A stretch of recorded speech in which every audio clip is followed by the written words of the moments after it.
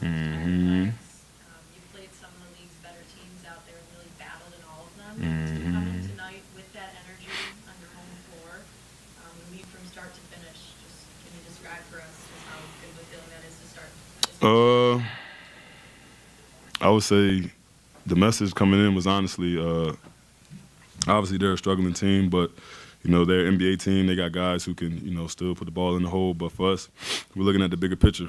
We're trying to obviously make the playoffs and start playing Pistons playoff basketball. I feel like we had some slippage tonight in some areas, but uh, overall, happy to get the win.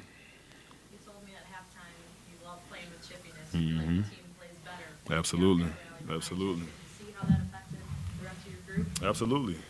I think any game where we kind of get to a scuffle or the little pushing match, it just fuels to the fire because we're a team who likes to play with emotion and we can play with emotion and when JB gets fired up and he gets attacked and it's like it's just it's fun to play under. It's basketball. It makes it fun. It's not fun when the game is quiet, the crowd is quiet, and everybody's going through the motions. So I think we thrive in those settings. You speak to the identity of this team. You talk about that team being a struggling team. You guys been in that position Hmm. before, but coming out taking care of business. Just talk about the identity of this team together. Yeah. Like you said, man, we were just that. Yeah, we were in that type of situation last year. I think obviously we had a lot of changes in terms of front office, different personnel in the lineups. But I think overall, I think I want to give credit to JB and what he's kind of brought to the team in terms of like a seriousness and an approach to the game. If that makes sense, he kind of keeps us on track and lets us know how like since day one though it's been like this. We're not just out here just to do this. Like we're trying to make some noise. We're trying to become a better team, and he's carried that all season. And I feel like he's kind of the guy who's set the tone for the culture. JD, majority of it happened, in the fourth quarter. It seemed like they was doing a lot to try to get under you guys' Hmm. skin. Regardless of what's going on, it seemed like you guys were able to keep Hmm. composure. Was that one of those moments where you guys can look back and say something like this showcased the growth and maturity of this team? Yeah, because I mean, in certain moments you just laugh at it because it's I don't think it's ever really that deep.